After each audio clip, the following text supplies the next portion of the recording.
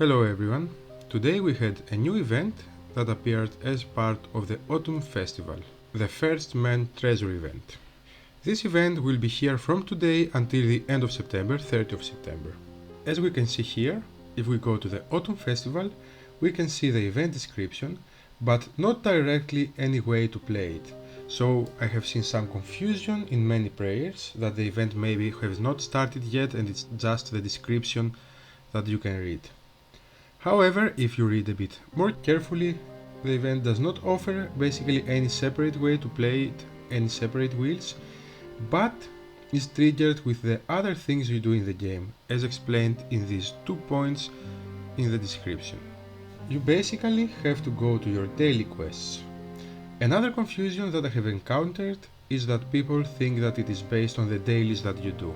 For example, the more dailies that you do and the more points that you get, the more treasures you can win. However, this is only partially correct.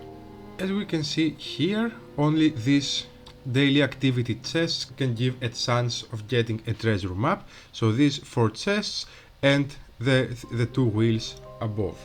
So it's not actually based on every single quest that you do, but only when you collect the desired amount of points on the daily chests and wheels.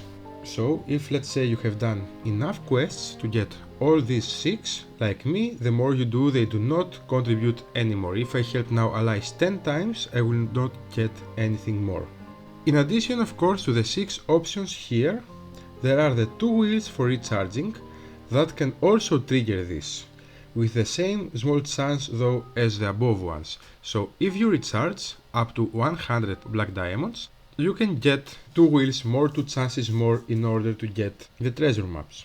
Now let's focus a bit on how likely it is to get it triggered.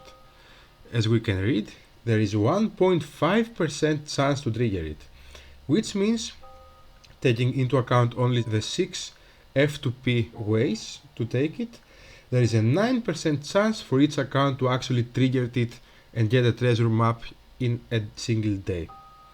While it seems quite low, and indeed a lot of people think that it is not important to focus for only 9% chance, the owner of the treasure map is not the only one that gets the reward.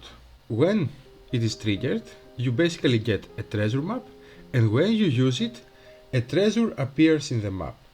The owner can then share it in the alliance chat, and up to 10 players additionally to the owner of the treasure can get the rewards of the treasure, so it basically can be seen as an alliance event. Basically, as an alliance member, besides trying to get your own treasure maps, you have to also be fast to click the treasures that appear in order to get the rewards, to be able to check the game quite often or make an arrangement with your alliance about tagging everyone or something. And so many more members than only the few lucky ones that manage to get it triggered will get the rewards after all. So if we take the whole alliance into account, with 9% chance for each active account to trigger a map, there will be daily 9 treasures for each alliance. And with 11 gifts per treasure, this means that 99 gifts per day will be distributed among the alliance members, which is not really bad.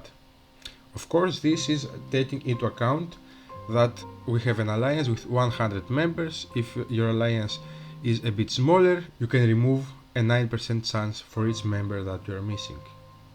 Also, take into account that this event will be here for more than 2 weeks, meaning that on average each account will take around 15 gifts in total. As we can see, the rewards are basically quite good. You can find tokens in them, commander medals, or in good cases even 20 fragments for weapons. Assume that you get 15 gifts in total from the event and that you get the 20 fragments for a specific weapon. You would basically get 3 weapons in these 2 weeks. Based on the above, the game seems to try to basically target active alliances with many people, and more specifically target the most active people in order to give the good rewards. However, note that Players must be in the Alliance for over 24 hours to participate in this event. This means that players that are less than 24 hours in the Alliance cannot actually get rewards from treasures from other Alliance members and cannot actually trigger rewards themselves for the Alliance. This means that for alliances with many people going out for rebel trains and goes on, the amount of treasures of course will be lower, of course for the specific players, but also for the full alliances. So do these rewards worth it to lose rebel trains? It depends on actually your specific account, what are your goals and how active you are in the game. Depends how many rebel trains you do in a day or the actual time in the day that you can be active in order to wait for treasures to appear. So I'm not going to give any advice for that. I hope that this video managed to help you a bit to guide you on how to use the new event, and thank you very much for watching. Do not hesitate to leave any comment or question.